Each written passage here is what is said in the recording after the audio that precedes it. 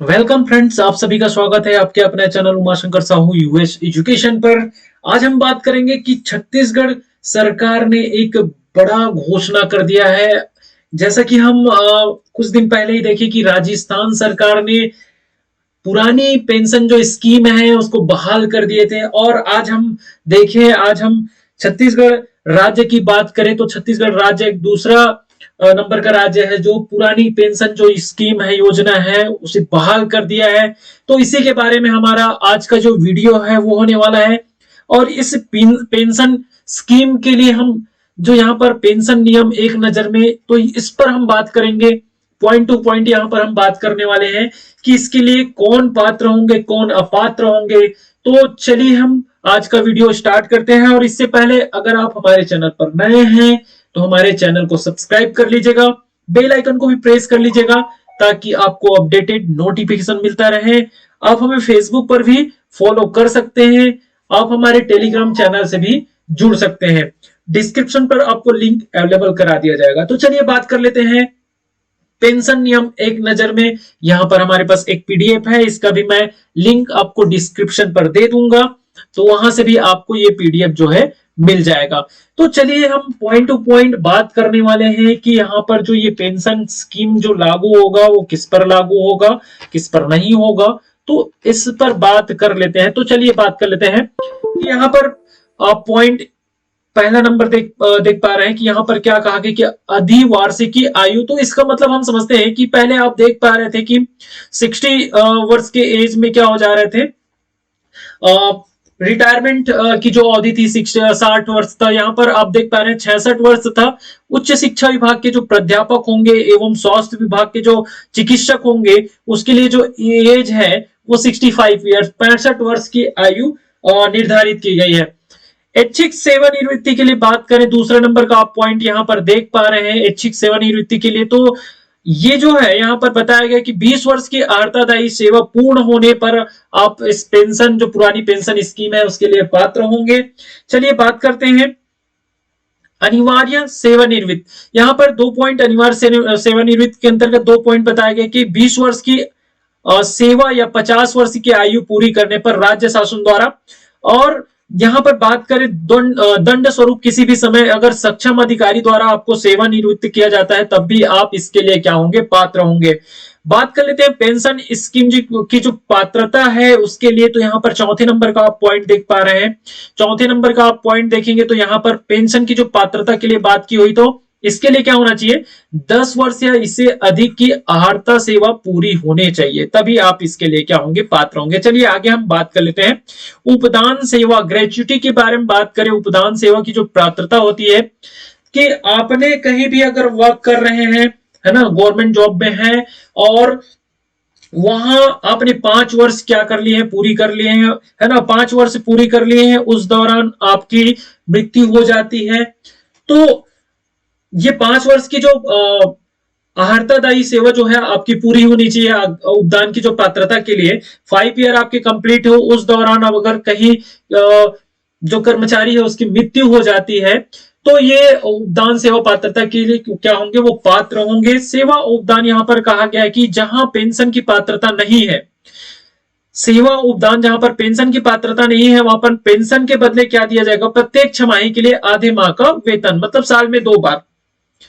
बात कर लेते हैं 7वें नंबर के लिए। तो 7वें नंबर में क्या, कुल आहारतादायी सेवा के लिए अधिकतम 33 वर्ष या इसी के ये में 66 छमाही कहा गया है। और अगर 66 छमाही में अगर यहाँ पर कहा गया कि अवधि जो है ये 3 माह या इससे अधिक होता है, 3 माह 4 माह होता है, तो उसको भी क्या कर लिया जाएगा, एक छमाही मान लिया जाएगा। पेंशन हेतु परिलब्धि की सीमा, तो सीमा के बारे में बात करें तो इसकी कोई सीमा नहीं है, जब तक आप जीवित है तब तक पेंशन के लिए पात्र है। पेंशन की गणना हेतु परिलब्धि, सेवा के अंतिम माह की परिलब्धियां, सेवा के अंतिम माह की, जैसे ये कह सकते हैं जैसे गणना किस प्रकार से होता है। तो यहाँ पर कहा गया है कि सेवा के अंतिम माह में सपोज आपको कितना 50,000 आपको सैलरी मिल रही, तो और ये सारे महंगाई भत्ते सहित में एक एग्जांपल है। तो इसी के अकॉर्डिंग आपका जो पेंशन जो की जो राशि है इसी के अकॉर्डिंग क्या होगा, निर्धारित होगा। यहां पर हम नीचे बात करेंगे इसके बारे में। उपदान की गणना हेतु परिलिप्त दिया, तो यहाँ पर कहा गया कि सेवानिवृत्त या मृत्यु की तिथि पर वेतन एवं स्वीकार्य महंगाई भत्ता। तो इस टाइम में आपका सेवानिवृत्त या जैसे मृत्यु के जो टाइम होता है उस टाइम में आपकी जो सैलरी है वो कितनी है, वो महंगाई भत्ता सहित, है ना, तो उस पर डिपेंड करेगा। चलिए बात कर लेते हैं पेंशन की जो राशि है उसके लिए। तो यहाँ पर कहा गया है कि अगर आपने 33 वर्ष की सेवा पर परिनिधियों पर क्या कहा गया, अगर 33 वर्ष की सेवा आपने पूरी कर ली है तो 50% पेंशन, मतलब आपका अगर आपने 33 इयर्स आपने सेवा आपने पूरी कर ली है, अगर सपोज आपका 50,000 आपकी सैलरी है सारे महंगाई भत्ते सहित, तो आपको 50% 25,000 कह सकते हैं आपका पेंशन अमाउंट बनेगा। इससे कम होने पर अनुपातिक दर से कम, अगर इससे कम अगर होता है 25 या 28 इयर्स आपका अगर होता है तो इस जो इस पर कहा गया है कि इससे कम होने पर अनुपातिक दर, तो हो सकता है आपको जैसे यहाँ पर 50% कहा गया है और क्या कहा गया 33 इयर्स कंप्लीट होने चाहिए, 33 इयर्स क्या होने चाहिए, कंप्लीट होने चाहिए, लेकिन आपने 28 ईयर हो या 25 ईयर हो तो हो सकता है यहाँ पर 35% या कह सकते हैं 40%, इस टाइप का एक अनुपातिक दर है या 45% इस टाइप का आपको क्या ये जो पेंशन का जो अमाउंट है वो मिलेगा।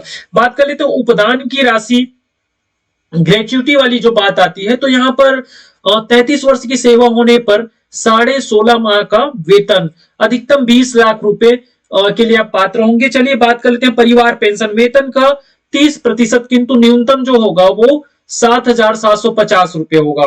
परिवार पेंशन जो मिलेगा तो ये कितना, वेतन का 30%, किंतु जो न्यूनतम वेतन राशि जो वेतन होगा न्यूनतम 7,750 रुपए। परिवार पेंशन की उच्च दर यहाँ पर 67 वर्ष या 7 वर्ष जो पहले भी हो तो, और नीचे में हम बात करें परिवार पेंशन कब तक दे होगा, तो यहाँ पर कहा गया है कि विधवा या विधुर को मृत्यु पर्यंत, तो जब तक मृत्यु ना हो जाए, या विधवा या विधुर है ना, या यहाँ पर और एक कंडीशन है, अगर आपने पुनर्विवाह कर लिया, पुनर्विवाह तक इसमें से जो भी पहले हो, तो यहाँ पर दोनों कहा गया है विधवा या विधुर को मृत्यु पर्यंत या पुनर्विवाह तक, जब पुनर्विवाह जैसे होने से जस्ट पहले तक, इसमें से जो भी पहले हो।